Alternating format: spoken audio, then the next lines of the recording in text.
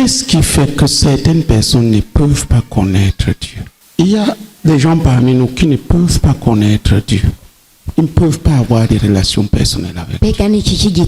Pourquoi? Abantu bamwe hagati muri twebwe badashobora kumenya Imana kuko hari abantu bidashoboka ko baronka Imana. Ils n'ont pas décidé d'obéir à la volonté de Dieu qu'ils connaissent, quoi qu'il leur en coûte. Kuvuga ngo barafashe ingingo y'ukutazigera bumvira ico vyogenda kose. Ils vont toujours contester. Bazokwama imisi yose bariko baranyinyurana. Trouver des raisons pour ne pas faire ce qui est clair et ce que Dieu leur a révélé. Baronka impamvu. Soit à travers une retraite comme celle-ci. Baronka impamvu z'ukutigera bashaka kumenya ivy'Imana ivuga byaba biciye mu kwerera nk'uko. Ils vont expliquer. Bakaguma baronka ivyo bisiguza. Et tuer leur esprit. Bagaca bica impwemu zabo. Assourdir leur esprit. Bakaremereza impwemu zabo. Voyez-vous, murabona, je vais poser une question. Ngira ndababaza ikibazo. Pourquoi la retraite? Kubera iki habaho kwiherera?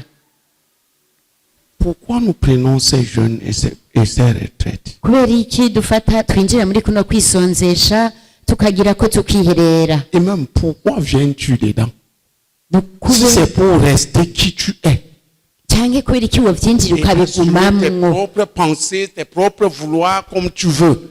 Kugira ngo ntusubire kandi gucira bugufi ivyiyumviro vyawe n'ivyo wifuza kubera ko bigumamwo ukavyinjiramwo ukabigumamwo. C'est pour ton perfectionnement. Kugira ngo bikunde ubagahore. S'il vous plaît, je vais vous dire une chose. Ngira ndababwira ikintu. Si tu ne crois pas à mes enseignements, ne viens pas.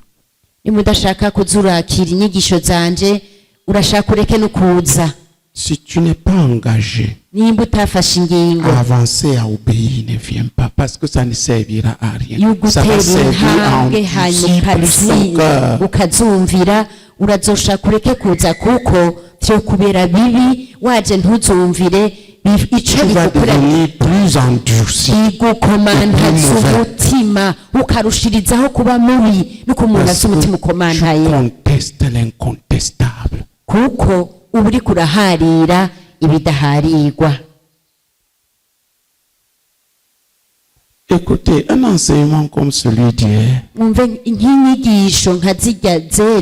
ne m'était jamais passé à l'esprit que je vais le donner. Et je voudrais que vous compreniez, parce que il y a une chose que je ne comprends pas chez les gens. Comme la plupart des gens qui sont proches d'un serviteur de Dieu ou qui ont des relations physiques begereye abakozi b'Imana cyane bakagiranira ubucuti bwegereye n'abakozi b'Imana ariko bagasuzugura ivy'Imana ivuze. Ils ne savent pas que c'est à Dieu qu'ils ont affaire. Ntibazi yuko aho abari Imana basuzuguye. Et ici l'arrêt de mort. Kandi aho ico boroka mu rupfu rw'impwemu.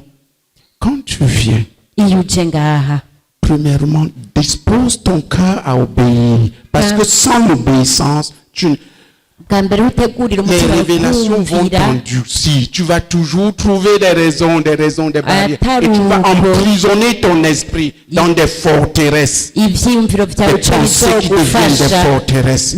Parce que ceci, parce que cela. Nous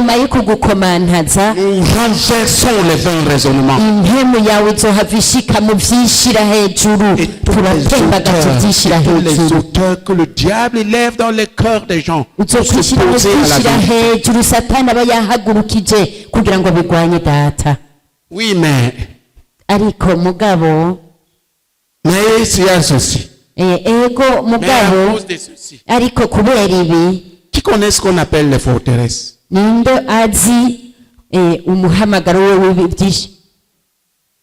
Certains d'entre nous sont des chefs bâtisseurs des forteresses contre tout ce que Dieu leur dit.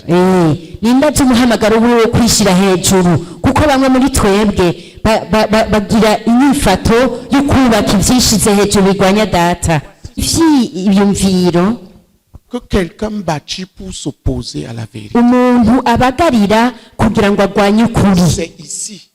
bikorekera ngaha mu mutwe Il apporte les vains raisonnements, il azana les pousse, ivyiyumviro il les bipfuye explique, il leur donne une akabishiraho base akaguma abisigura pour ne pas entrer dans la vérité. kugira ngo ntiyinjire mu kuri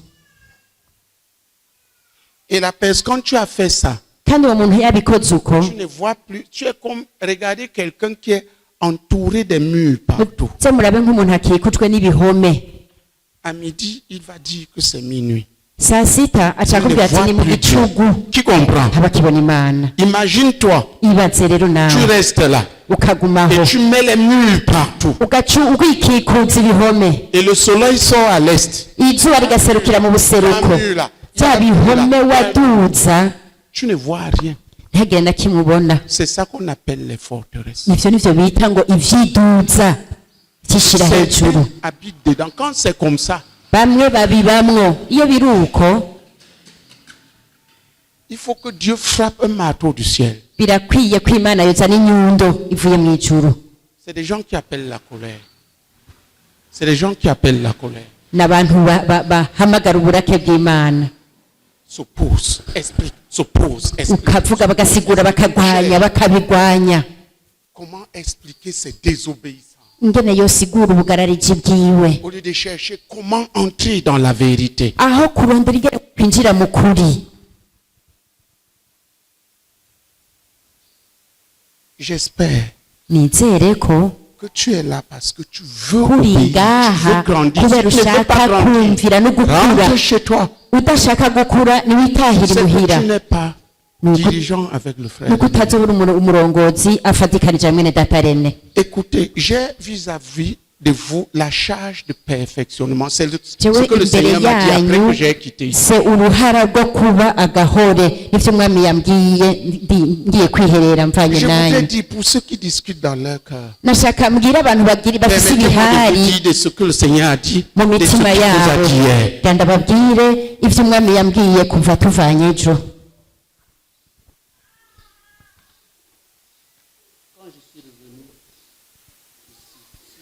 igihe nava ngaha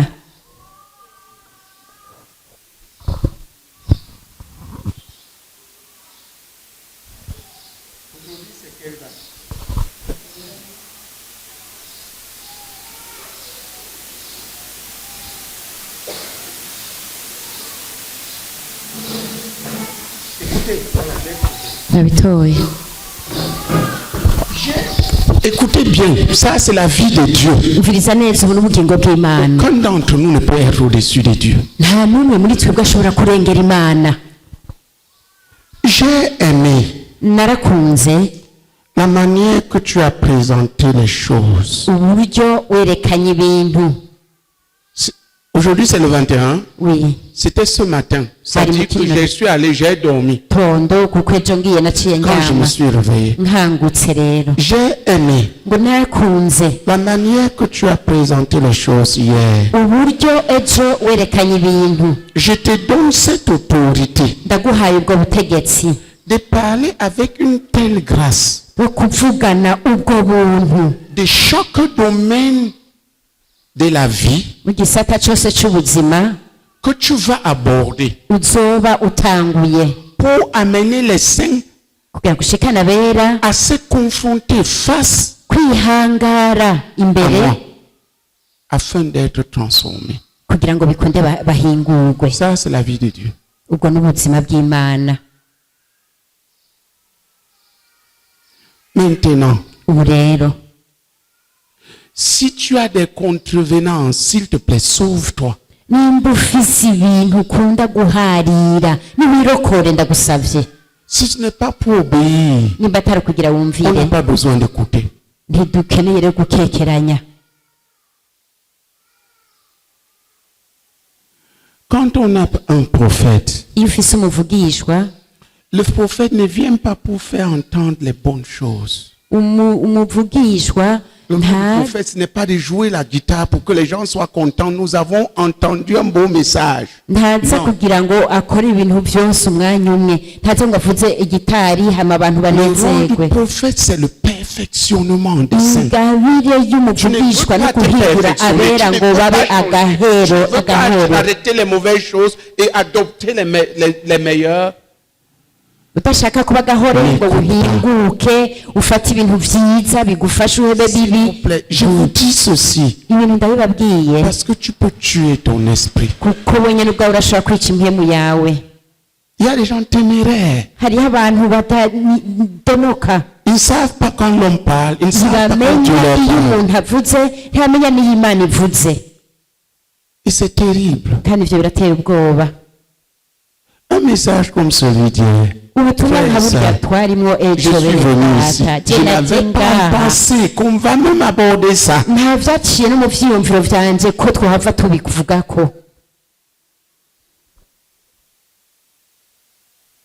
Dieu vous a parlé. Et vous savez ce qu'il veut. ariko imana yarabaganirije murazi ico imana Il ishaka veut sauver les familles de nos leaders. Parce que c'est le ishaka problème kurokora fondamental des femmes. imiryango y'abarongozi bakuru Qui sont bakuru des femmes bacu de ko nizo pasteur. ngorane bafise Je abagore veux dire à chaque b'abapasitori sœur ici qui a une femme de pasteur, shaka mbwira umugore ari ngaha wese ari tu as umugore seulement deux w'umupasitori choix devant toi. imbere yiwe afise amahitamwo abiri Devenir un démon uhinduka umudayimoni ou devenir une aide. cyangwa ugahinduka umufasha Il n'y a pas d'autre. Et c'est nta biblique ce que je nta dis. bindi kandi ibitabo bye C'est pas byanditse moi muri qui bibiliya invente. si jye navyifondeye Un être humain peut devenir un démon. umuntu ashobora guhinduka idayimoni Regardez, murabe Judas yuda était tout proche yari yegereye cyane de Jésus. yegereye cyane yesu Il était apôtre. yari intumwa Il était important. Sa place kandi était claire. ikibanza ciwe cari gihambaye kandi cari kizwi Mais il ne poursuivait pas la même chose que Jésus. ariko ntiyakurikirana ibintu bimwe na yesu Il contestait tout ce yaguma que Jésus faisait dans son harira cœur. ivyo yesu byose yakora ariko mu mutima wiwe Il trouvait que Jésus, non, ce qu'il enseignait, c'est pas yabona ati correct. yesu ibintu ariko arigisha ntabwo ari vyo Et c'est lui qui gardait l'argent. kandi niwe yari niwe yari umunyakibigega Le Seigneur l'a laissé. umwami aramureka Il s'est endurci ariko mantaza arakomera jusqu'à vendre le Seigneur. gushika aho adandaza umwami Aller le vendre. yaragiye aramugurisha Pourquoi? kubera Il iki n'était pas plus mauvais que les autres. erega si we yarusha ububi abandi Mais il discutait toutes les vérités qui sortaient. ariko ukuri kose kwavugwa n'umwami yesu yaca guharirako Je dis aux femmes de pasteurs, ndiko mbwira abagore b'abapasitori tu peux devenir un démon. urashobora guhinduka umudayimoni Et si tu arrives là, kandi ugeze aho il n'y hantu aura plus rien à faire. nta kindi kiba kigishoboka La plupart des femmes de pasteurs dans le abenshi mu monde d'aujourd'hui sont bagore des démons de Jézabel. b'abapasitori ba none Faut que vous n'abadayimoni ni ba yezebeli ndashaka ivyo nimuvyumvirize neza Ils sont là pour mieux montrer baba bari ngaho ngo bereke que ce neza que nous disons là n'est pas vrai. ko ivyo tuvuga atari vyo Et pour montrer le monde, ni ukwerekana isi l'amour du monde. urukundo rw'isi Fais attention. uragaba Une femme de pasteur, nk'abagore b'abapasitori les gens vont te servir. abantu Les bazogukorera gens vont t'honorer. abantu bazogusonera Parce que ton mari est important. kuko umugabo wawe ni umuntu akomeye Mais fais attention ariko uragaba à toi-même uragaba wigaba et à la manière que tu écoutes. n'uburyo wumviriza ibintu Je voudrais que nous prions pour les femmes de pasteur. nari nifuza ko dusengera abagore b'abapasitori kugira ngo bahinduke abafasha Et non des démons. atari abadayimoni Judas était un être humain. Dis à ton voisin. bwira mwicaye Parfois, nous turega disons yuda yari umuntu On a l'impression que c'était quelqu'un de terrible. C'était un être humain. Dis à ton bavuze voisin. yuda tubona Judas umengo était un être humain comme toi et hari moi. igikoko oya yuda yari umuntu nkawe Dites-le à vos voisins. bibwira mwicaranye uti yuda yari umuntu Et il est devenu un démon. ariko yahindutse idayimoni. Il est devenu un démon. Yarahindutse idayimoni. Il a approché le meilleur que Dieu pouvait lui yegereye donner. ibyiza bishoboka, Mais pour ne pas obéir, ariko atari ukugira vyumvire, pour contester. kugira biharireko. Il avait ses raisons, Yari afise impamvu ziwe, mais il est devenu un démon. ariko yahindutse idayimoni.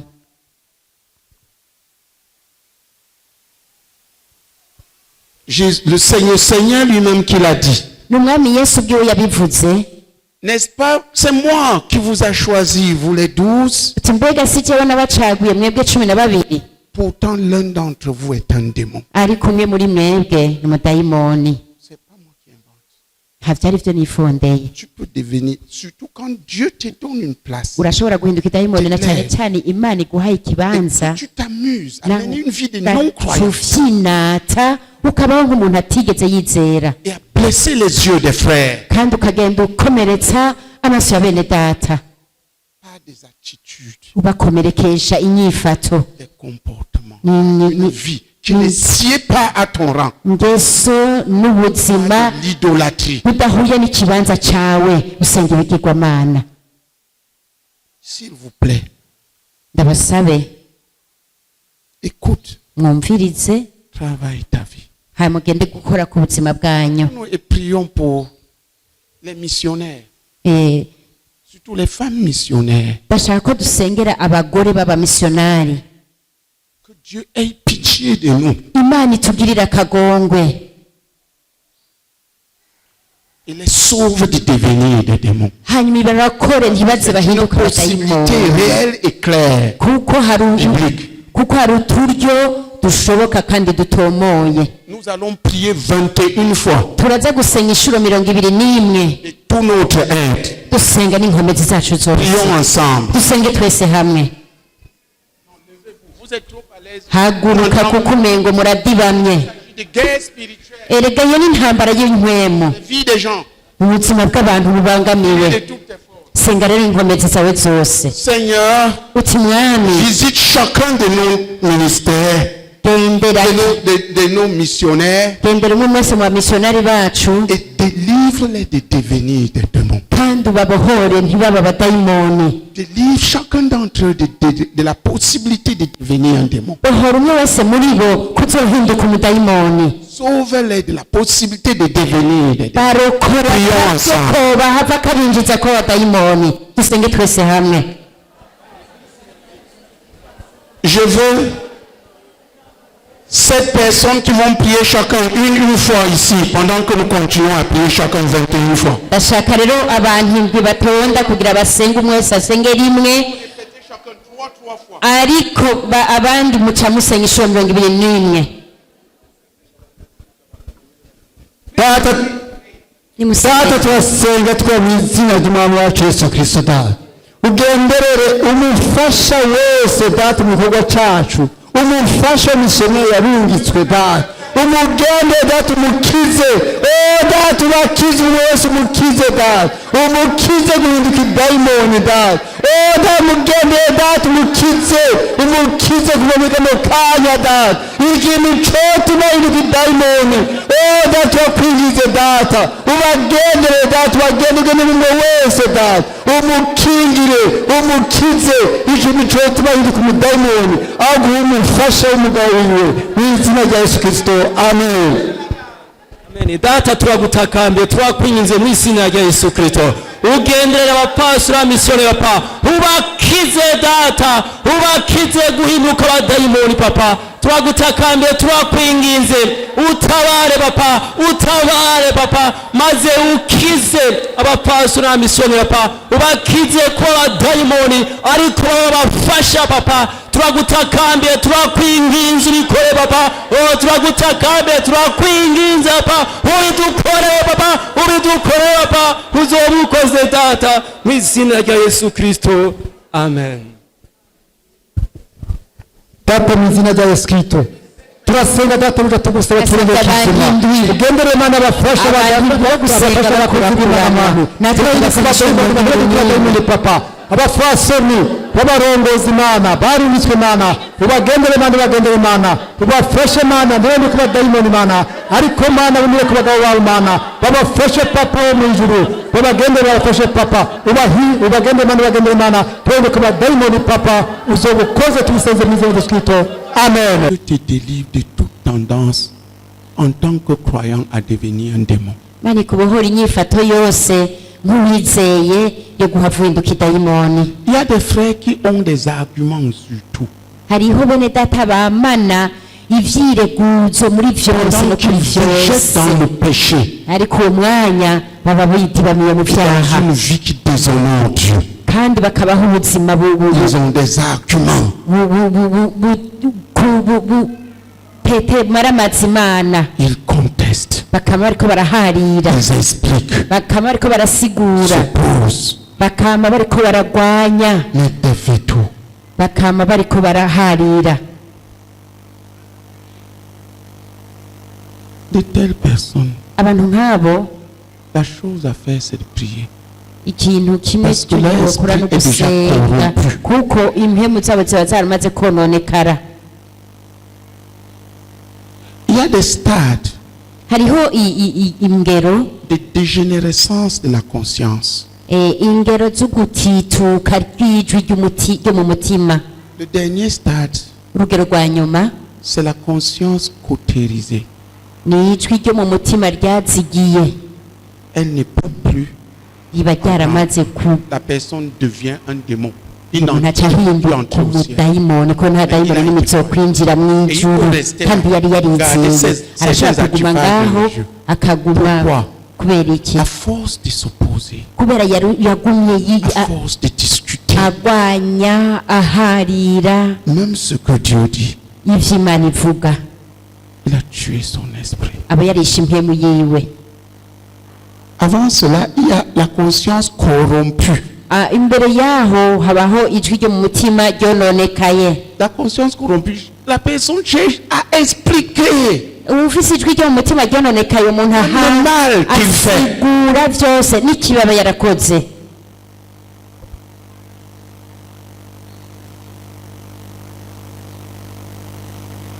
Et tu vois le noir, Ukabona ahantu hirabura il te dit que c'est le blanc. akakubwira ngo nyabuna harera Et il te donne les arguments. kandi akaguha n'ibituma akubwiye ko hirabura Or, kandi ce qui est manifestement noir, ibiboneka neza ko byirabura iwe birera. s'il vous plaît, Ndabasavye ne nous égarons pas nous-mêmes en endurcissant. ntituzimire twebwe nyene ubwacu mu Il y a gukomanitsa une des imitima choses que yacu. j'ai faites. Hariho kimwe mu bintu Je fais nakoze souvent. nakoze Quand je kenshi connais une vérité iyo nzi ukuri et que je me bats, je n'y arrive pas. hanyuma nkagerageza kukubamo Je ne ntisindabishobore vais pas contester la vérité simeza ngo mparire uko kuri parce que je me sens incapable. kuko numva atavyo Je nshoboye. vais crier à Dieu. Ndaheza nkaborogera Imana Dieu, tu vois ce qui se passe. dans ndavuga mon Imana cœur. urabona ingene biriko biragenda.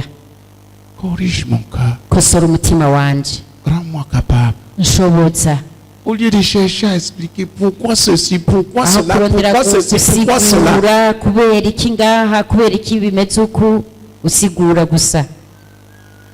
Nous avons affaire à Dieu. Ni Imana erega tuba turiko Je vous dis la vérité. ndabwiza ukuri.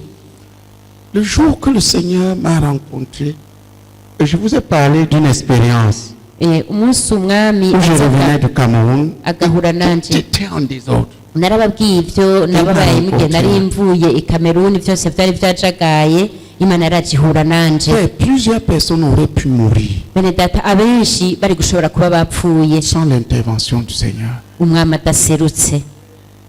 Parce qu'à un moment donné, les enfants de Dieu manquent tellement de crainte de Dieu. Kuko haragera igihe abana b'Imana bakabura ugutinya Imana bagahamagara uburake. Je vous ai parlé de la grêle. La grêle, c'était la mort. Narababwiye ivyo urubura n'urupfu.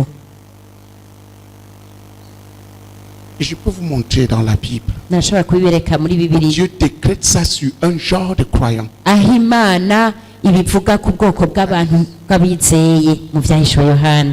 Ceci pour que surtout vous, femmes, ibi ni ukugira ngo mwebwe cyane cyane bagore vous restiez et vous demeuriez et vous grandissiez à votre place. mugume kandi mugume mu bibanza byanyu mubikuriremwo. S'il te plaît, dis à ta voisine, bwira uwo mwicaranye tu n'es pas un homme, uti nturi umugabo, tu es une femme. uti uri umugore. Dis-lui, au nom de bimuragire mu Jésus. izina rya yesu. Dieu n'a pas fait erreur imana ntiyihenze de te donner les seins alors que tu étais une femme, wo kuguha amabere alors que tu étais un homme. uri umugore. Dis-lui, dis-lui, bimubarire tu n'es pas un homme, uti nturi umugabo, tu es une femme. uri umugore. Regarde tes seins. uti raba amabere yawe. Les hommes ne sont pas comme ça. abagabo si uko bameze.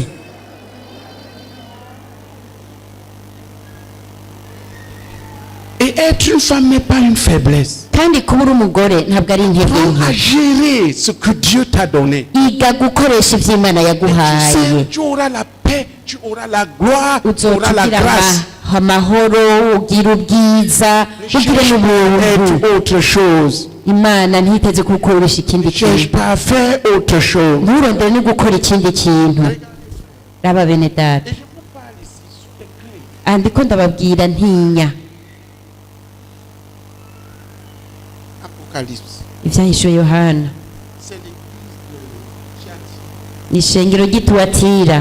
Et je voudrais vous dire, c'est à ce niveau que nous sommes. kandi ndababwire naho niho tugeze. Étudie l'église de Thyatire, c'est à ce niveau que nous fonctionnons muze maintenant. mwige ishengero ry'ituwatira. Nous avons ibyo fonctionné turiko turakoreramwo. au niveau twahoze de l'église de dukorera Philadelphie quand mu on était ishengero plus petit. Et ça a ry'ifiladelfiya marché. tukiri bato kandi byagenze Mais les neza. batailles que nous avons maintenant sont internationaux. ariko igihagararo tugezeko Ce n'est plus les batailles de quartier ni local. mpuzamahanga, ntitukiri mu makaritsiye cyangwa mu mazone. Il y a des principes que nous devons respecter. hariho imikorere dutegerezwa Il y gusubira. a le genre d'esprit qui doit être jugé au milieu de hariho nous. n'imwe C'est pour ça que nous devons regarder certaines attitudes. hagati muri twebwe. nicyo bituma muguma mumbona ncira urubanza inyifato zimwe zimwe. Que quelqu'un lise hagira umuntu asoma l'église de Thyatire, ishengero ry'ituwatira Apocalypse. mu byahishuwe yohana. Oui, 2. Je voudrais dire, prends au sérieux ce que tu as écouté. nashaka mbwira ngo ntufyinishe ibyo wumvirije, ntugende kubifyinisha. Sois la femme de Dieu. n'uri umugore w'imana.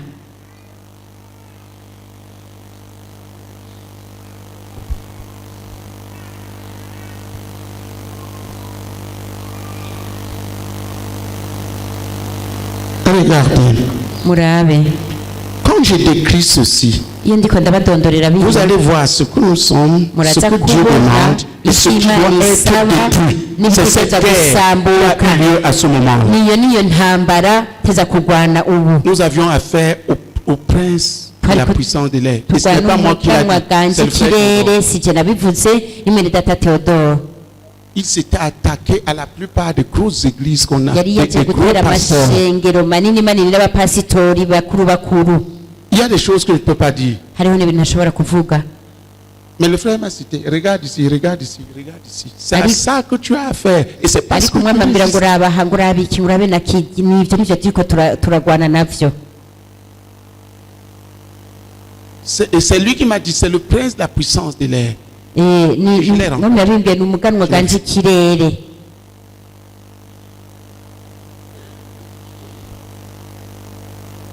Il y a l'autre jour, hariho n'uwundi munsi un autre jour que je l'ai rencontré. C'est le jour que tu avais mal et j'avais posé la main sur toi et je me battais. ni umunsi wari urwaye nkakurambika kw'ibiganza usinziriye, hanyuma Il y avait certaines puissances qui étaient vaincues. Il y avait d'autres qui venaient de l'air. hariho ubushobozi bwazanana mu kirere kandi bukazizanana impande zose. rero iyo Et tu ne udatinya, trembles pas. iyo utajugumira ntutinye.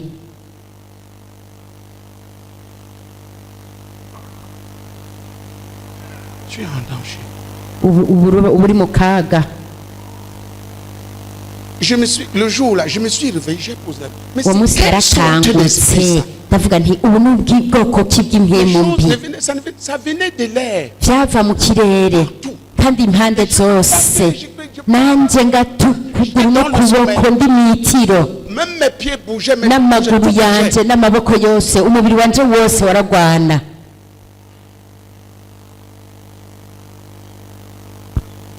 Tu vois des gens qui s'amusent avec des serpents. Ugaca ubona abantu bakinisha inzoka. Dieu leur a donné son œuvre. Imana yarabahaye igikorwa Dieu nous a donné son œuvre. cayo. Imana yaguhaye igikorwa Respectons Dieu, cayo. respectons son œuvre. Sinon, nous Dusonere n'avons pas Imana. besoin d'être devant les gens. Dusonere umurimo wayo. Si je ne veux plus faire ce qu'il veut, ntagishaka gukora ibyo Imana ishaka nca mva imbere je rentre dans la foi. gaca nsubira mu igugu. Si je suis là, Ariko ndaho c'est parce que je suis prêt à me uko battre, mba niteguye kurwana expliquer mes défaillances. atari kugira gusigura ukunanirwa kwanje. S'il vous plaît, faisons attention. Ndabasavye twame tugavye. Nous entrons, et regarde, Raba l'autorité. J'ai médité les églises. La nararimbuye seule ku église qui avait mashengero l'autorité ishengero pour aller ryonyine ryari conquérir les rifise nations, c'est ubutegetsi bwo kuja Thyatire. kunyaga amahanga yari C'est l'autorité qui Thyatira. nous a été donnée, Natwe c'est nibwo spécial. butegetsi twahawe Aller gagner les nations. kugenda kunyaga Nous amahanga. devons remplir les conditions. dutegereza kuba dukwije ibisabwa Et il y a une chose qui va s'attaquer. kandi ari ikintu kimwe kizoterwa C'est l'esprit de Jézabel. kizotera Ça grandit. Yezebeli. Plus ça grandit, plus si on ne se bat pas, il y en a de la mondanité. uko turushirizaho gukura hanyuma ntiturushirizaho natwe kwirinda Satisfaire les niko gens tuzoca duterwa n'isi et frapper les yeux. ibintu bikwega amaso. Pourquoi je suis en Nicyo gituma rero ce que je dois combattre. ndetse kubona ivyo ndakira n'ivyo nteza kurwanya. Ce n'est pas contre les hommes, Erega simba ndakiye abantu, c'est contre les esprits qui abîment les faux croyants. izo mpemu mbi ziba ziriko zikoresha Les abatizeye, gens qui ne veulent pas obéir à Dieu. abantu Explique. badashaka kumvira Imana. Regarde, aucun péché ne peut te tuer. Nta cyaha na kimwe gishobora kukwica igihe cyose Et quand uzocemera tu le mets humblement devant Dieu, même si tu n'arrives pas, tu cries à Dieu. Qui comprend? udashoboye guheba mugabo ugaca uborogera Imana. comprend ça? Nindabitahura Parce que le sang de Jésus est là. kuko amaraso ya Yesu nihari, Expliquer. ariko kugisigura C'est te tuer. ni ukwiyica. Expliquer. Kugisigura Poser. ukagwana Barrière. ugashiraho ibisika Mais il faut que ceci, ngo que birakwiye ceci. kwibi birakwiye ko na biriya, C'est te tuer. ni ukwiyica. Et cet esprit, Kandi iyo mpemu mbi à ce niveau, qui va s'attaquer kuri urugero niho surtout aux izoterera, femmes de pasteurs et de na cyane missionnaires. cyane abagore b'abapasitori n'abagore b'abamisiyonari. Aha ndiko Et ndabagabisha. être missionnaire, je peux vous expliquer comment ça va se manifester. Ça se manifeste dans la vie des missionnaires et comment ça se manifeste dans la vie des femmes missionnaires. ngira ndasigurira ingene bizogaragara Certains d'entre vous en ont clairement des mu symptômes. buzima bw'abamisiyonari manifestes. n'abagore b'abamisiyoneri. Ni ibintu bigaragara, Et je ne dis pas ça kandi sindabivuze parce que j'ai un problème avec toi. kubera hari umuntu dufitaniye ingorane. Je fais mon travail d'essayer jewe de nkora akazi travailler à kanje votre ko perfectionnement. kugerageza Pour que gukora vous kugira deveniez mube ce que vous devez agahure devenir. kandi muhinduke abo mutegerezwa guhinduka. L'esprit de Jézabel. Impwemu ya Yezebeli. S'il vous plaît, lisez Mus- Thyatire. musome ishengero ry'Ituwatira. Frères et sœurs, je vous aurais dit, Bene data nzoba narabibabwiye, je vous aurais dit, nzoba narabibabwiye. gardez-vous, Nimwirinde, gardez votre ministère, murinde n'umurimo wanyu, respectez Dieu, musonere Imana, soyez soumises, muce bugufi, servez vos maris, korera abagabo banyu. suivez-les. Je vous ai montré Bakurikire. comment bâtir la relation avec Naraberetse ton mari. ingene mwocudika n'umugabo wawe. Demande-lui, Umubaze comment tu veux que je t'aide? uti mbega wifasha ko ngufasha gute, Balaye tout le reste. ibindi byose uca ubikubura. Mais parle, moi d'abord, si tu es femme de pasteur, parle-moi parce que uri umugore w'umupasiteri uzubanze umbaze jewe. si c'est S'il est devenu un serviteur de Baal, il va te conduire à adorer Baal. kuko nimba yaramaze guhinduka umukozi wa bayari uzoba uri kumufasha gukorera bayari uzobanza uze tubivugane ko hama Il est la tubisuzume première autorité sur toi. kuko niwe muntu afise ubutegetsi ubwa Si je mbere kuri prends la wewe décision sur toi, je le prends parce qu'il me donne l'autorité. ngufashe kw'ingingo nuko aba yampaye La ubutegetsi première personne à umuntu wa laquelle tu dois mbere te soumettre, utegereza obéir, kubanza c'est ton gucirwa mari, ce bugufi n'est pas moi. ugasonera n'umugabo wawe si jewe Mais comme il est mon enfant, tu ariko es ko ari mon umwana enfant. wanje nawe ukaba uri umwana wanje Spirituel, je l'exerce par l'enseignement. ubutegetsi bwo mu buryo bw'impemi Ah, buca les mu conseils. nyigisho buca mu mpanuro Pendant longtemps, nous avons fonctionné hahetse sur igihe le kinini modèle de twagumye Philadelphie. Et dukorera Dieu ku a karorero ouvert les voies devant ka nous. filadelfiya imana ikiratwugururira inzira imbere Maintenant, les yacu voies sont ouvertes jusqu'aux ubu inzira nations. ziruguruye gushika mu mahanga Le niveau a changé. ni ukuvuga ngo urugero twakorera ko C'est le rwarahindutse niveau des grosses églises. urugero rw'amashengero manini manini Ce qui est mortel là-bas, c'est la vaine gloire. ivy'isi biba birimwo kiba ari icubahiro Les gipfuye gens qui se prennent tellement importants Aba- qu'ils peuvent tordre la parole de Dieu ngo barashobora guhotora ijambo ry'imana et demander qu'on ne regarde pas. hanyuma bagasaba ati ibi ndiko ndavuga ntibubirabeko Nous lisons Apocalypse chapitre 2, à partir du verset 18. Écrit à l'ange de l'église de Thyatire. Voici ce que dit le Fils Ouvrez de vos Dieu. Bibles, s'il vous plaît. Je veux que chacun lise. ndashaka umwe wese aje muri bibiliya asome Ouvrez vos Bibles. ugurura bibiliya zanyu mwese Il faut que nous partions d'ici, craignant Dieu. birakwiye ko tuzova ngaha dutashe iwacu dutinya imana Oui. Écrit à l'ange de l'église de Thyatire. Voici ce que dit le Fils de Dieu. Celui qui a les yeux comme une flamme de feu et dont les pieds sont semblables à des lérins ardents. Je connais tes œuvres, ton amour, ta foi, ton fidèle service, ta constance et tes dernières œuvres plus nombreuses que les premières. Mais ce que j'ai contre toi, c'est que tu laisses la femme Jézabel, qui se dit prophétesse, enseigner et séduire mes serviteurs pour qu'ils se livrent à l'impudicité et qu'ils mangent des viandes sacrifiées aux idoles. Je lui ai donné du temps afin qu'elle se repentît. Et elle ne veut pas se repentir de son impudicité. Voici, je vais la jeter sur un lit et envoyer une grande tribulation à ceux qui commettent adultère avec elle, à moins qu'ils ne se repentent de leurs œuvres. Je ferai mourir de mort ses enfants, et toutes les églises connaîtront que je suis celui qui sonde les reins et le cœur, et je vous rendrai à chacun selon son œuvre. Attendez. indira gato Qu'est-ce qu'il dit contre elle? Tu verras. mbega n'igiki avuga ngo amunegura Les gens qui souffrent des maladies, uzosanga abantu barwaye indwara qui ne finissent pas zidakira et qui n'ont pas de sens. kandi zitumvikana C'est parce qu'ils pratiquent l'adultère spirituel. ni ukubera bakora ubusambanyi bwo mu buryo bw'impemu Ils ne veulent pas recevoir uniquement de Dieu. Ils prennent du monde et ils veulent amener dedans. ntibashaka kwakira ibivuye ku mana gusa barakira n'ibivuye mu isi Ils bagaca bashaka contrarient kubwiriza mu l'évangile qui est rusengero prêché. Ntiba- Ils contrarient l'évangile. Ici, ce n'est pas baranyurana automatiquement une femme. n'ubutumwa buba buriko buravugwa Ça peut être un aho pasteur. si abagore gusa barashobora kuba ari n'abapasitori Qui prêchent bavuga ubutumwa et marchent dans le péché en ariko l'expliquant. bakagendera mu vyaha kandi babibona Ou qui prêchent et volent l'argent. de canke l'Église. bakavuga ubutumwa bakiba amafaranga Ou qui prêchent y'ishengero pour l'argent. canke bakavuga ubutumwa bashaka Qui vivent amafaranga maintenant pour chercher abo l'argent. basigaye babayeho kugira barondere amafaranga Maintenant, ce qui importe, ubu rero ikiba c'est les choses du monde. kibafitiye ikimazi C'est ça n'ibintu l'adultère. by'isi nuko nibwo bita La ubusambanyi Bible bw'intemu adultère que vous êtes.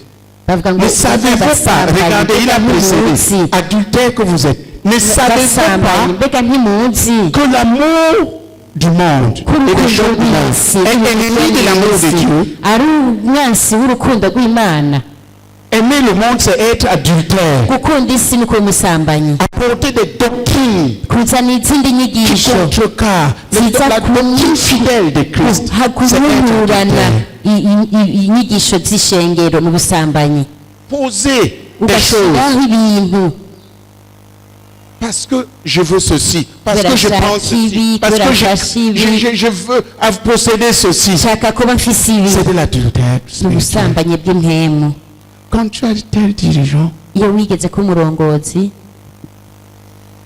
le péché de cette église, c'était de tolérer ça. icyaha wakorera ishengero ni ukuvyihanganira Il y avait une femme qui se nommait prophétesse hariho umugore yitwa ngo ni umuvugishwakazi et qui corrompait le peuple. ariko akakonona ubwoko bw'imana Je vais vous dire la vérité. ngira mbabwize ukuri Chaque femme de pasteur est à la meilleure umugore position wese pour ça. Et w'umupasitori le diable ari va mu te kibanza chercher. cyiza kandi umugwanizi azoca amurondera C'est pour ça que je dis que vous priez pour les femmes nicyo de gituma navuga ngo pasteurs, les musengera femmes abagore de missionnaires. b'abapasitori n'abagore b'abamisiyonari J'ai entendu l'une parler. narumvise umwe Des ariko enfants aravuga que j'ai pris, abana batonyi qui mangent encore entre mes mains. bakiri mu biganza vyanje Parler si arrogamment. bakavuga no kwikakisha Même si c'était même un non-croyant. naho iyo bari umuntu Savoir. atizeye arazi kumenya turya Quand même muntu ceci pour moi. ubu uko biri kose nawe uyu C'est ndazi l'esprit cyari des kuri choses après. jewe Les gens contestent n'imvemu la- mbi ya yezebeli contestent tout. bagaharira vyose Il cherche à poser un autre évangile. agashaka gushiraho ubundi butumwa C'est ça. L'adultère. nubwo nibwo busambanyi C'est en bw'impemu Kirundi. Je bisome veux mu que vous montriez kirundi ça. Étudie. bisome mu kirundi nawe ucugeja Je veux vous montrer ce que c'est l'adultère. Je prends un verset biblique. C'est pas shaka moi qui ndabwira explique. icyo ari cyo ubusambanyi bw'impemu sije navyanditse L'adultère spirituel, c'est quoi? ubusambanyi bw'impemu ni iki C'est que quelqu'un qui est censé aimer Dieu et servir Dieu, Nuko aime umuntu maintenant le monde. C'est le monde qui lui donne la direction. Ce que Dieu dit, il part pour remplacer par ce qui lui permet de gagner le monde. isi niyo imurongora niyo akorera ukamengo niyo imuha uburongozi Voilà. l'adultère. nuko nubwo busambanyi bw'impemu Oui, lis.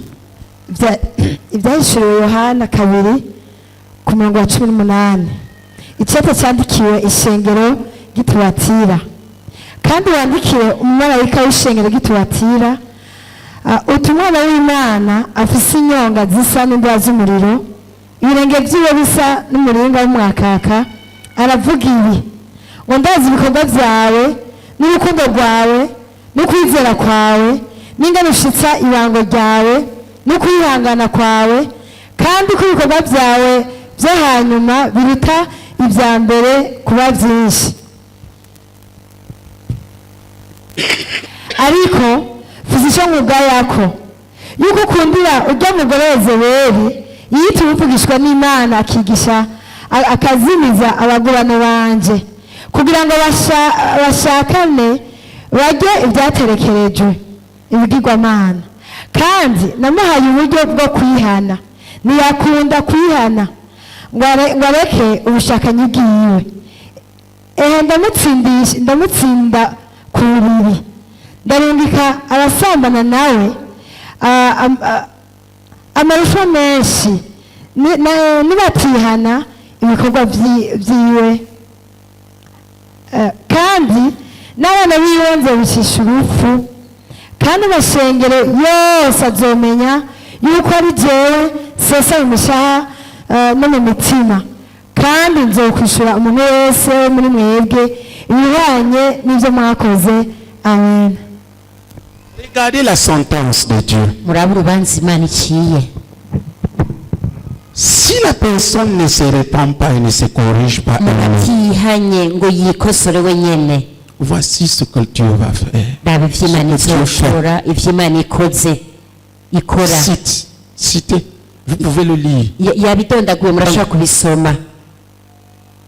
Les maladies qui n'en finissent pas. Ubwa mbere ingwara zidahera.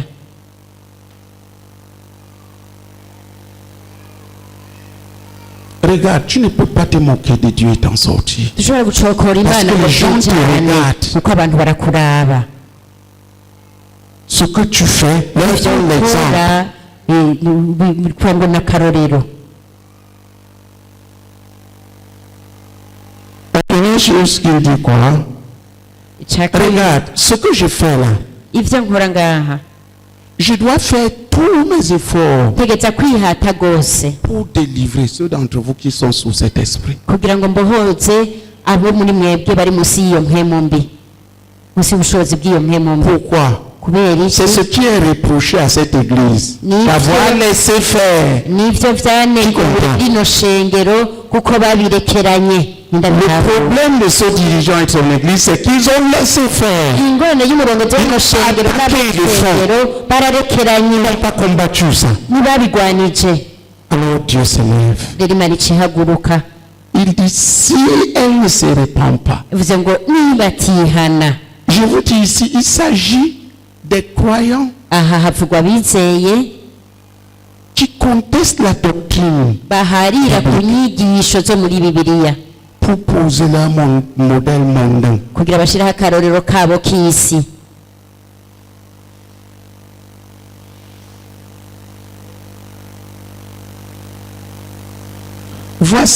Voici la sentence.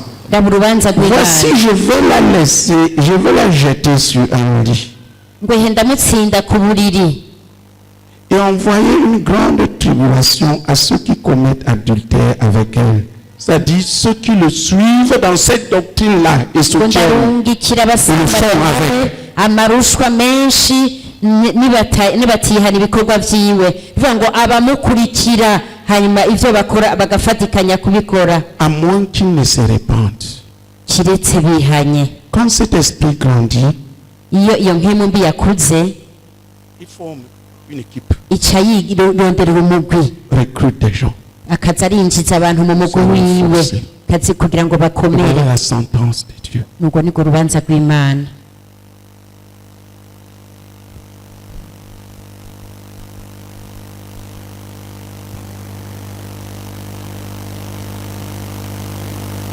Ça, c'est la première chose. Ico ni ca mbere. Si avec les tribulations là, ils se répandent, Hamwe n'ayo marushwa nyene ils changent. Parce que la repentance, c'est pas la bouche.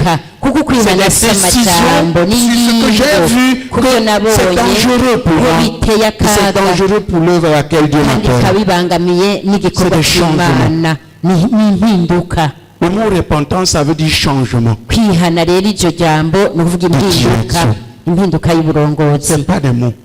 ntabwo ari amajambo. Regardez. Murabe Il dit, s'ils ne se répandent pas, ngo nibatihana, la première étape passe. icya mbere intambwe ya mbere irarengana. S'ils ne se répandent pas, les gens ne changent pas. Nibatihana abantu ngo bahinduke, Voici la deuxième étape. ngihiraba intambwe ya kabiri.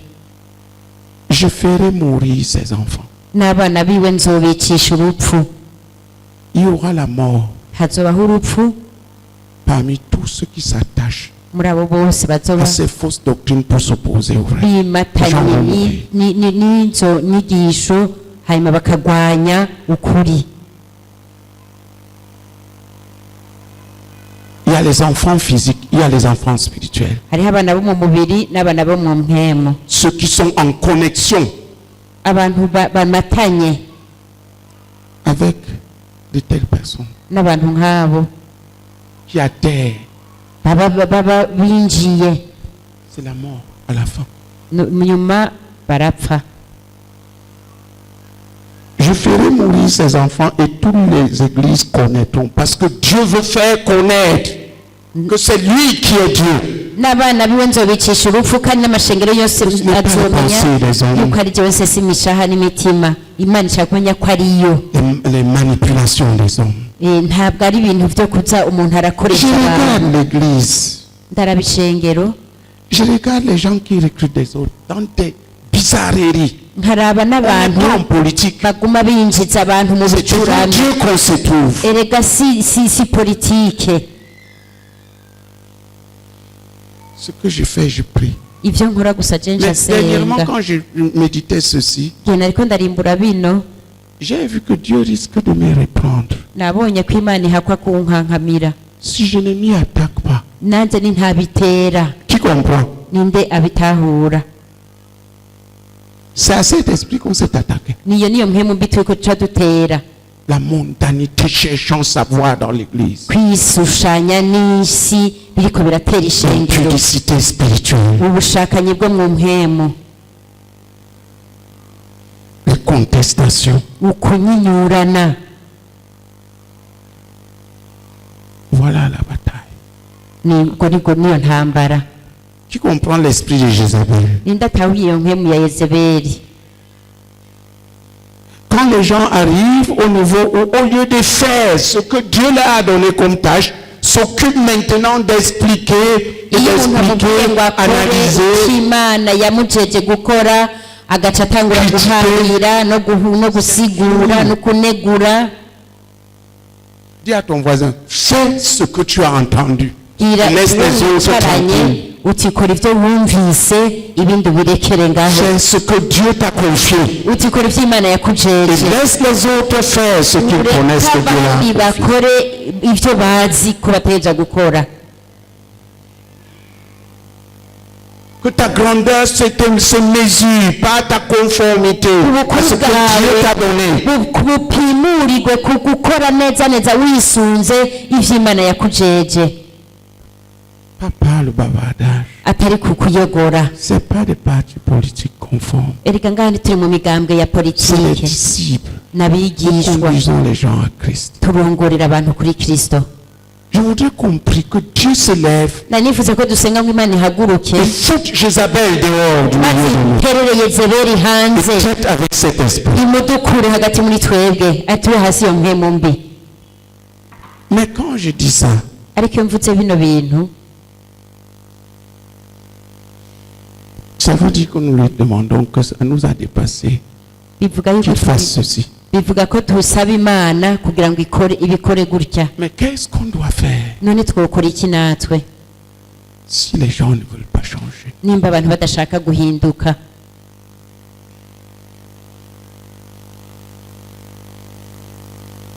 Prions d'abord que la crainte de Dieu s'abatte sur chaque dirigeant de la sélection. dusenge ubwa mbere kugira ngo Qu'il sache qui igitinyiro c'est le Dieu qui a un cy'Imana feu brûlant. cyururukire kuri umwe wese mu barongozi bacu, amenye ko ari Imana akorera, ari yo mbeya z'umuriro mu buryo bugatongora. Dusenge, Prions ensemble. dusenge twese.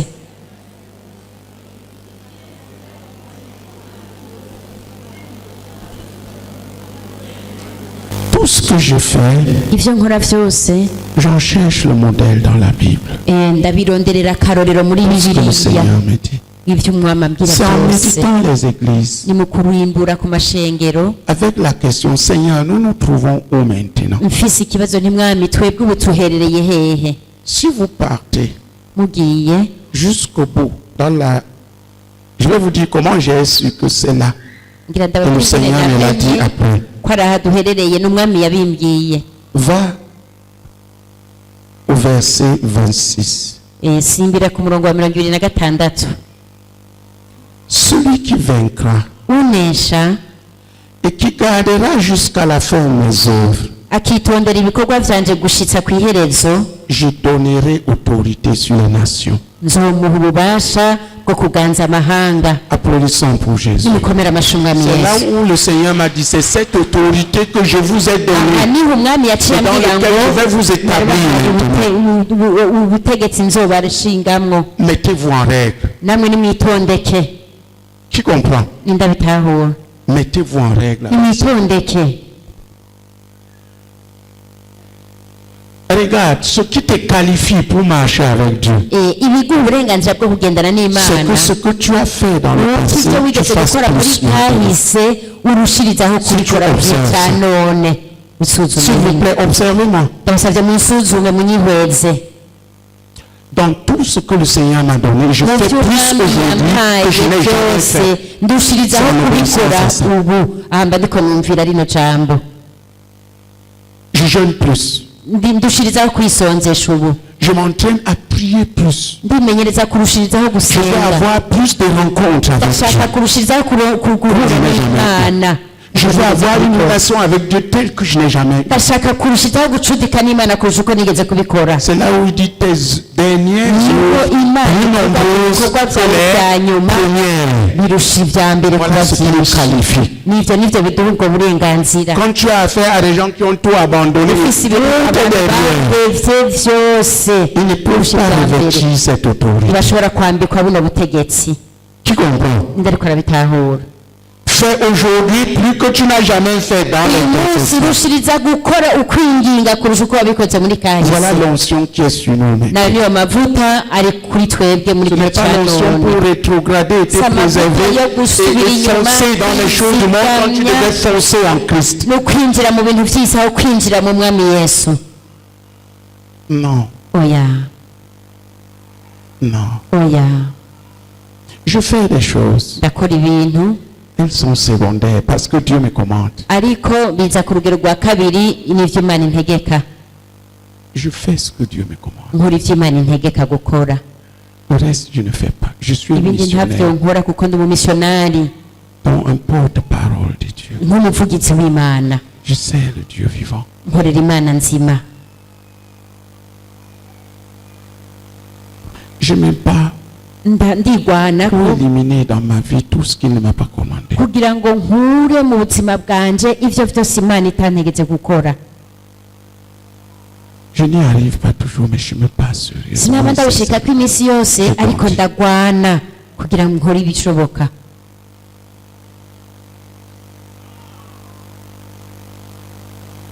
Quand Dieu te place sur la montagne, iyo imana yagushize ku musozi c'est le frère Zach qui me l'a dit ça ni ici. mwene data zaki yabimbwiriye ngaha Quand le temple n'était pas encore, on avait mis cette partie et il est venu. ntitwari bwubake twari twabambye amahema hariya Il a vu ce que Dieu était en train de faire et on était arabona ici. ivyo imana iri On lui turakora expliquait ce qu'on va faire. hanyuma turamusigurira ivyo tuzokora Et il m'a dit, Enone, aca ambwira ngo none quand Dieu t'élève sur une montagne très haute, iyo imana ikudugije ku musozi muremure ne marche plus debout.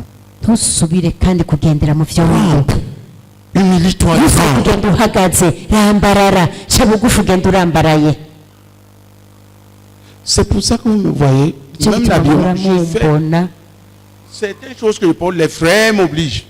bimwe mu vyo Les nkora canke besoins de nambara ceux qui frappent les yeux. ni bene data babintegeka zimuri Dieu m'a ibintu déjà élevé. ibintu bikwega amaso Dieu m'a déjà y'abantu élevé. imana yaramaze kunduza nawe imana yaramaze kukuduza Nous devons ramper, tuteza kugenda turambaraye nous soumettre à ce que Dieu dit. ducire bugufi vy'imana ivuga On ne marche plus debout. ntuba ukigenda wemye Parce que si tu tombes, kuko uguye tu vas tomber de très haut. Ce sera très uzokora bas. kugwe uva hejuru kandi uzobabara cane Qui comprend?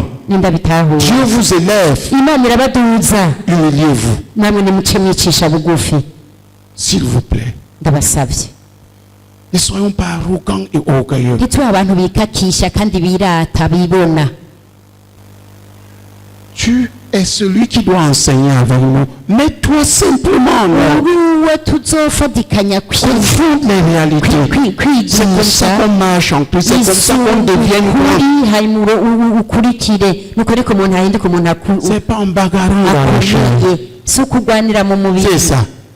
Et je vous donne ça. Voilà le critère sur lequel, en tant que femme, servante de Dieu, tu dois te mesurer. nico ndabahaye muzokwipimirako nimba muri abagore bateza gukorera imana Lisez ça. nimusome 1 Timothée 2, verset 9. Je veux aussi que les femmes, vêtues d'une manière décente, avec pudeur et modestie, ne se parent ni de tresses, ni d'or, ni de perles, ni d'habits splendieux, mais qu'elles se parent des bonnes œuvres, comme il convient à des femmes qui font profession de servir Dieu. Que la femme écoute l'instruction en silence, avec une entière soumission. Amen. Je ne permets pas à la femme d'enseigner, Non, ni de ça va. prendre. Je veux juste que vous ayez la force de confronter ce que Dieu dit en ndashaka ce qui vous mugongo concerne. base ingufu zo guhangara Je sais. ivy'imana ivuga y'impanuro. Aujourd'hui, on va expliquer. uyu munsi bazoguha insiguro. Oui. kandi n'abagore nyene ndagomba ko bambara imyambaro biberanye bagendana isoni badahugumba kandi batashazisha gusiba umushatsi cyangwa izahabu cyangwa imaragarita cyangwa impuzu z'igiciro kinini, ariko bashadishe ibikorwa by'ingeso nziza nk'uko bikwiye abagore bavuga yuko bubaha Imana. Umugore yige atekereje agamburuka rwose. Amen. Amen. Je ne vous dis pas d'aller enseigner ceci à l'église. Sindababwiye ngo uyu mugende muvyigisha Je ishengero. parle ici aux femmes Aha qui font profession d'être des servantes de Dieu. ko ari abasuku Je leur donne des b'Imana principes. yabahaye imikorere ya Bibiliya. Regarde, Murabe, habille-toi wambare avec modestie et avec et pudeur. wambare imyambaro muberanye kandi ugendana isoni udahugumba, wambaye nk'ijipo igera aha bose bakagenda baraba amatako Quelle yawe. pudeur. Mbega isoni ziri hehe? Tu blesses les vues des gens. uba uriko urakomeretsa ubuzima bw'abantu.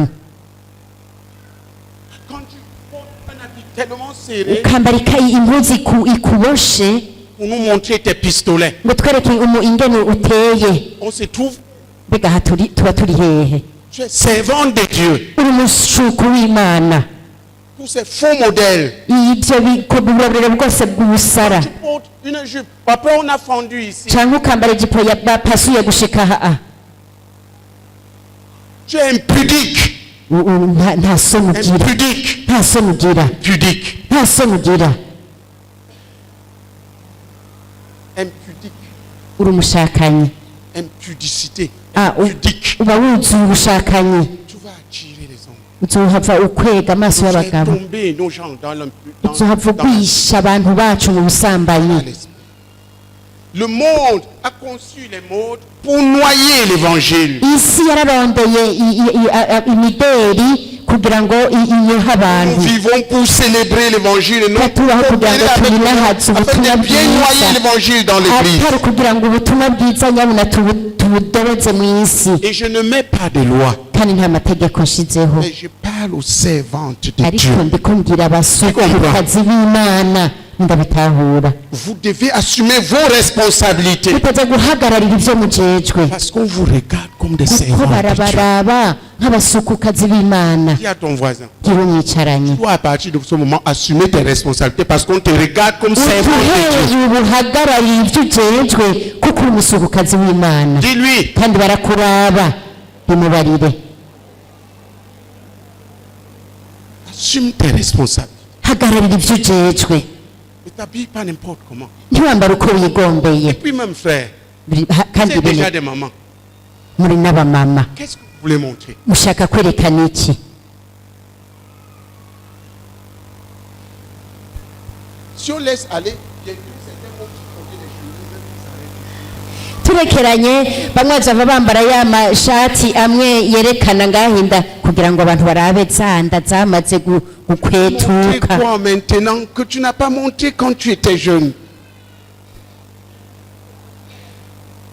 Ça n'a pas de sens. C'est une maladie des dents. ni indwara iba yuzuye aha. Tu es une maman. uri umumama, uri Regarde ta voisine. umuvyeyi, Tu es une maman. turi cyane turi ku muvyeyi, Tu es une maman. uri umuvyeyi, Tu es une maman. uri umuvyeyi.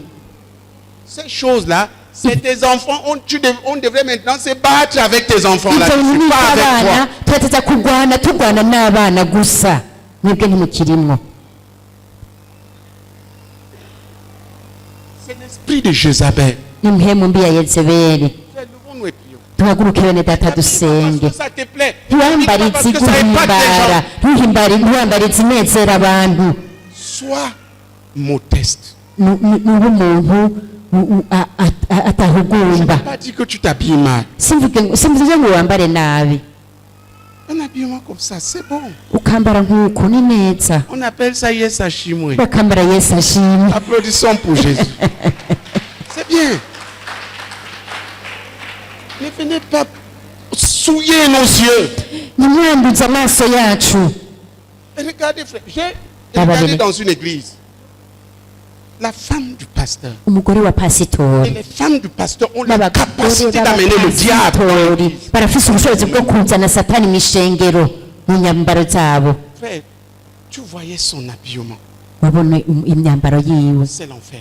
ukabona ukuzimu Sors là devant. akaca aza ngaho imbere akavuga ubutumwa Maintenant, une autre aussi est sortie. uwo n'uwundi yaraje Qui était plus mortellement habillée que elle. wewe Celle-là, yambaye nkawe on avait mis des trous comme ça. ivyica Tu pouvais voir tout son corps. we barayitabuye impande zose n'umubiri wiwe ukawubona ati oya ati C'est moi qui l'aime. ni jewe uyu Qu'est-ce que nous cherchons?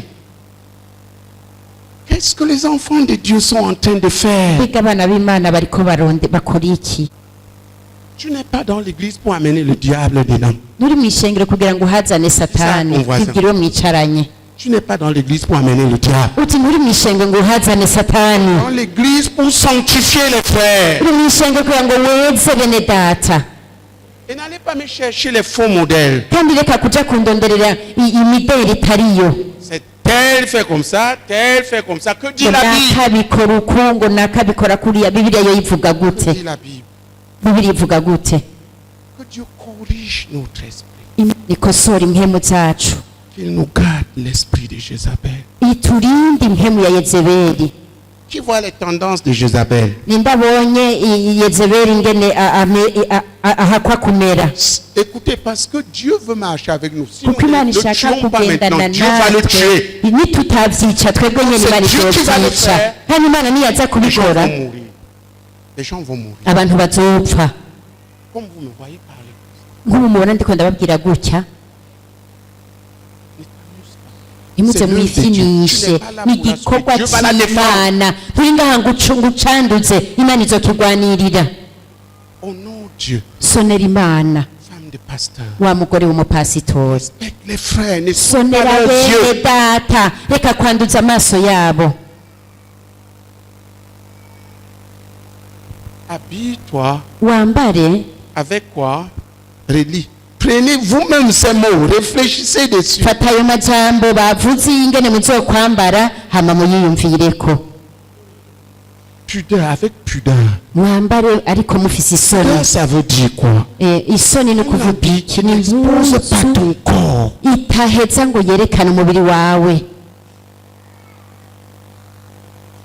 Tu prends un habit qu'on a bien cousu. ugafata nk'impuzu bashonye neza Tu trouves que le tailleur là était un villageois. ugaca ubona ko urya mutayeri wawe ava ruguru L'habit est fermé ici. impuzu ikaba yugaye gushika aha ugaca ufata umukasi Comme ça. ukayitabura Les seins que ngaha seul ton mari devait voir. amabere umugabo wawe wenyine yategerezwa kumubona ugaca uyereka isi Que tu es, dirigeante spirituelle. ugaca uvuga ngo uri umurongozi w'impemu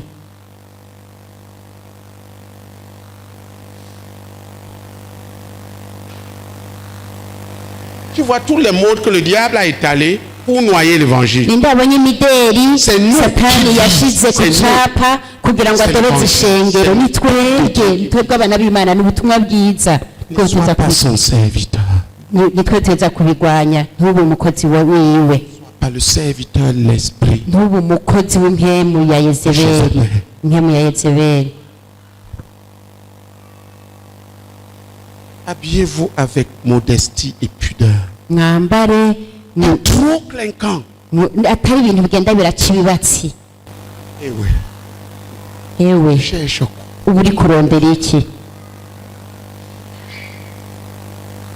On te voit ushaka abantu bose bakwihweze bakurabe problème. ufise ingorane nyabaki Drogué par le monde. isi yarakuyayuye Habille-toi bien. wambare neza ufise amafaranga Habille-toi bien. wambare neza Mais avec ariko modestie et pudeur. ugendana isoni udahugumba Pudeur habit qui couvre. ni ukuvuga ngo impuzu ipfutse umubiri wawe Que les gens ne le regardent, le monde ne le voit pas. isi Que les gens ne tombent ntikubone pas dans l'impudicité. abantu ntibagwe mu buhumane kubera wewe Qui comprend ce que je suis en train de dire? ninda atawe ibyo ndiko Fais-le ndabavuga comme ça. C'est Fais ça, ça, être Micho. femme de Dieu. nivyo nivyo vyitwa ko umugore w'imana C'est ça ce que la Bible dit. kandi nivyo bibiriya ivuga Voilà ce que nous disons. nivyo nivyo tubabwiye Mais que personne ne mette la loi. Je parle ici aux servantes de Dieu. ariko ntihagire uja gushira amategeko Ça, à ton kuko voisin. aha ndiko mbwira abagore Nous parlons aux servantes de Dieu, turiko des gens qui tubwira nous représentent. abashumba b'imana abantu bagiye kuduserukira Ce n'est pas une loi que nous posons si itegeko dans dushizeho l'église. Non. mw'ishengero Nous donnons oya l'enseignement biblique turiko dutanga inyigisho zanditse muri bibiliya pour comment je dois me comporter en tant que femme de mbega Dieu. no kwigenza gute nk'umugore comprends ça? w'imana Comment je ndabitanga dois marcher mbega nogenda gute pour éviter celui qui fait tomber les gens. kugira ngo ngerageze gukuraho uwo hava gwisha abantu Maintenant, je vous ai communiqué assez de colère contre l'esprit de Jézabel. ure nabashizemwo uburake bukwiriye bwo kurakira iyo mpemu mbi ya yezebeli Qui est en colère contre l'esprit de Jézabel? ninde yamaze kuzura ubwo burake arakiye yezebeli Lève ta main. nakiriza ukuboko Donc je n'ai rien fait. rero nta na kimwe nabashikirije Je ne suis pas arrivé au bout. sindashika rero Tout ça, c'était pour vous communiquer la haine, ivyo vyose bwari kugira ngo abinjizemwo urwanko rw'iyo mpemu mbi ya la yezebeli mondanité. ni ukuvuga kwishushanya n'isi Ceux qui ne respectent pas les règles de Dieu. ibintu badasomera amategeko y'imana Lève-toi, réponds-toi, chasse-le de ta vie. haguruka wihane uca umuhindira hanze y'ubuzima bwawe impemu mbi ya Tu yezebeli lances des tendances, renonce à ces tendances, tue-les. twavanire n'iyo nyifato Chasse-les. uyirukane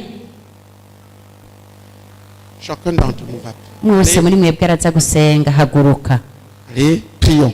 dusenge Chacun parle à Dieu de lui-même. umuntu wese aza kumubwira imana ivyiwe Aie la sincérité de cœur pour confronter où ça se trouve. kandi uvugishe ukuri ko mu mutima wereka imana aho biherereye mu buzima bwawe uca usaba imana À imbabazi déraciner cela de ton cœur. kugira ngo imana ibirandurane n'imitsi mu mutima Chasse wawe l'esprit de Jézabel. uce uterera hanze intumbi ya yezebeli uyitandukanye Prions ensemble. dusenge twese Dobakachora katora la kabaka sabakachora katora la kabaka sabakachora katora la kabaka sabakachora katora la kabaka chora kabaka tora la kabaka sabakachora kabaka tora la kabaka sabakachora katora la kabaka sabakachora katora la kabaka sabakachora katora la kabaka Kabakachora katora la kabaka sabakachora katora la kabaka sabakachora katora la kabaka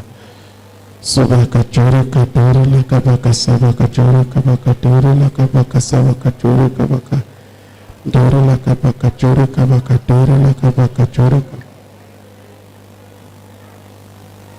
kabakachora. Continuez à prier. Chacun traite sa vie. Avant de t'asseoir, règle tout ce qui umuntu wese atunganye ubuzima bwiwe doit mbere yo être réglé. kwicara Continuons à prier. uzoba wamaze gutunganya uri mu mutima wawe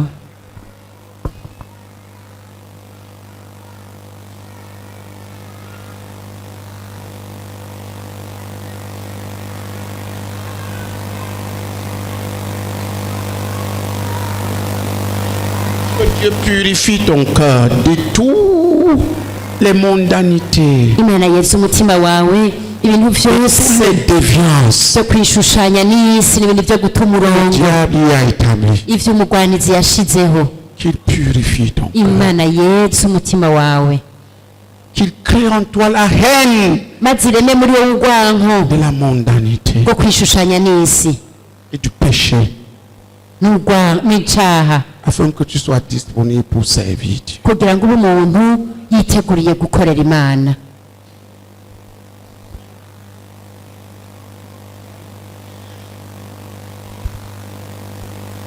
Alléluia. Alléluia. Maintenant, tu vas prier pour toi-même. ubu rero ugira wisengere Au nom de Jésus, tout le monde est debout. mwese Ne vous asseyez pas. mwese muhagaze Dis au nom de Jésus, sura muti mu izina rya yesu esprit de Jézabel, impemu mbi ya yezebeli je me sépare de toi. ndakwitandukanije ko Dans le puissant nom de Jésus, mu izina ry'ubushobozi rya yesu esprit de Jézabel, impemu mbi ya yezebeli je me sépare de toi au nom de Jésus. kwitandukanije ko mu izina rya yesu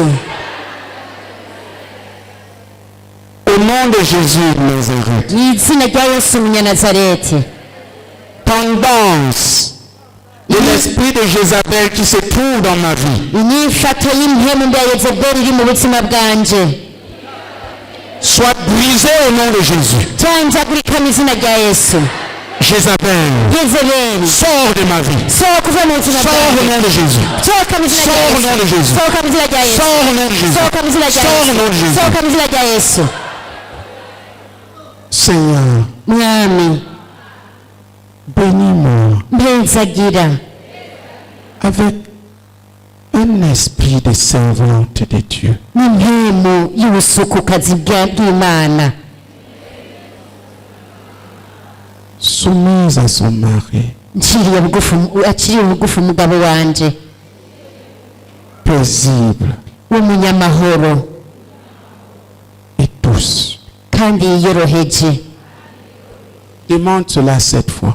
bisaba imana inshuro indwi Prions. dusenge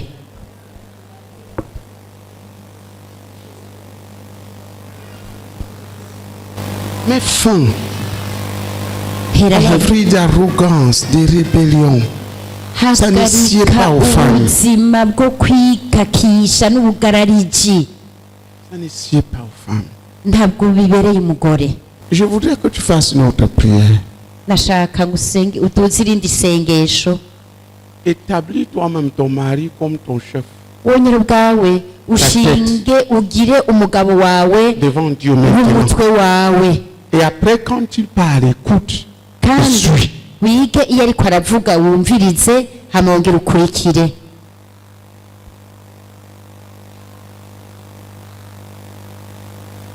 Si tu dis à gauche, akubwiye ati ibubamfu ton mari dit à droite.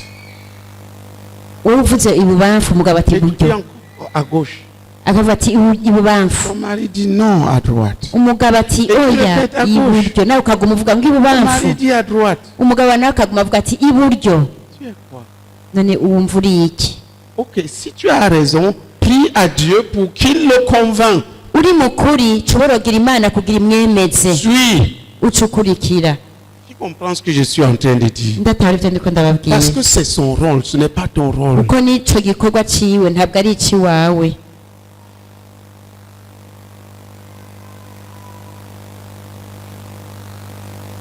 Toi, wowe nyine ubwawe c'est le jeûne pour briser les jougs. ni ukuvuga ngo ni ukwisonzesha ko kuvunagura Chacun se traite. Détruis les ingogo jougs. bizisangangure Alléluia. Détruis les jougs. janjagura ingogo Normalement, mu bisanzwe voici une manière que j'ai marché avec Dieu. ngubu Dieu me dit les choses, je les fais. jewe nagendanye n'imana imana imbwiye ibintu ndabikora Je le dis aux dirigeants. nkabibwira umurongozi wanje Si le dirigeant dit non, umurongozi wanje avuze atoya je m'arrête. ca ndabihagarika Je prie à Dieu. ngaca nsengera imana Si c'est Dieu, ariko ari imana lui-même va l'amener à dire. yo nyene ubwayo izomuzana comprends? kubimbwira Je nindabitahura n'ai pas à aller dans la rébellion. si ngombwa ngo nce nja mu bugarariji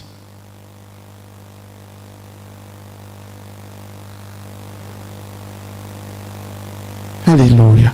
amen Si au moins le dirigeant est là pour me montrer quand je me trompe. basi yawe En ce umurongozi qui concerne le choix yaraho devant kugira Dieu. ngo anyereke hamwe n'ihenze ubijanye mu mahitamwe mba Mais nagize si je pense que j'ai raison, c'est humain. ariko nibaza ko ndi mukuri ivyo ni Seulement Dieu me ivy'umuntu demande de me soumettre. nca nsubira imbere y'imana kugira ngo Qu'est-ce que ncishe je fais? Je me bugufi soumets et je prie. Si icyo nkora nca nca si bugufi c'est Dieu qui veut qu'on ndasenga fasse ce que moi ari je imana pense, il ishaka va ko l'amener. dukora iraheza kandi Sinon, ikabimubwira je comprends que ce qu'il disait, c'était la volonté de Dieu. atari uko nca ntahura ko ivyo yambwiye ari ubugombe bw'imana Dieu n'a pas besoin que quelqu'un l'aide. si ngombwa ko imana ntikenera ko Dieu possède. bayifasha Amen. Prête ton esprit kutunganya impwemu yawe et grandissez, s'il vous plaît. hanyuma mukure ndabasavye Je vous montre ceci pour vous voir, pour vous montrer les critères de base sur lesquels je vais choisir les dirigeants parmi vous. ndababwiye bino bintu kugira ndababwire ivyo nzofatirako kugira ngo ncagure abarongozi muri Si je mwebwe fais le contraire, ukoze ibihushane vy'ivyo nous mourrons. Nous mourrons tous. twese tuca Nous dupfa tuons l'œuvre. kuko uba wishe igikorwa Voilà les bases. nizo nizo Ce n'est fatira pas par à coquinage. si ukubera ibintu vy'ubugenzi oya C'est pas parce que j'aime tel plus que l'autre. si ukubera Non. bivuga ngo nkunda naka kurusha naka oya Je vois ndabibona ce que Dieu a fait dans la personne. ndabona ivy'imana yakoze mu muntu La crainte de Dieu qu'il y a là. n'igitinyiro c'imana kiri Et muri je we place. Parce que si je fais autrement, kuko ndabikoze ukundi je mets tout le monde en danger. mba nsize abantu bose mu kaga Voilà les bases sur lesquelles je fais le choix. nizo nizo mfatiro nzokwisunga ivy'imana ishaka Amen. Et ça peut se démontrer kandi bibliquement. birashobora no kugaragara gukerekanwa muri bibiliya Gloire à Dieu. Donc nous avons largement parlé sur ce thème.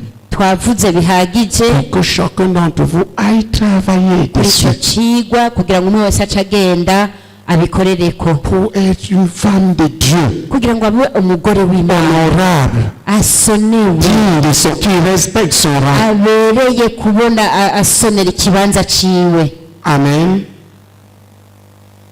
Nous avons aussi parlé des retraites. twanavuze mu bijanye no kwiherera Chacun d'entre vous a fixé. umwe wese muri bwebwe yariyemeje J'aurais pu continuer en vous donnant d'autres exemples dans la Bible, mais ce n'est pas nécessaire pour le nari moment. kubandanya ndabaha ububororero bwo muri bibiliya ariko si ngombwa Je voudrais qu'on parle maintenant de votre tâche. ndashaka rero tuvuge ku bijanye n'ibango ryanyu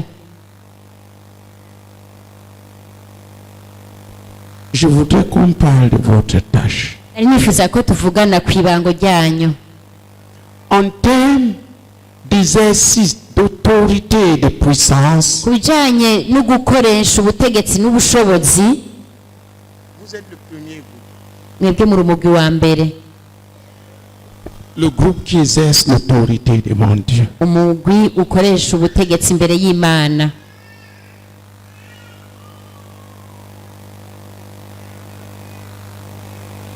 Dieu nous a donné là imana aho yaraduhaye 5 domaines. ibisata bitanu Le premier, igisata ca mbere c'est vaincre l'ennemi ni ukunesha umwansi dans le jeûne et la prière. mu kwisonzesha bifatanije no gusenga Afin de réussir sur le terrain. kugira ngo turoranirwe ku rubuga Et c'est votre appel. kandi na uwo ni umuhamagaro wanyu Il y a 2 armes hariho ibiti bibiri les plus importantes.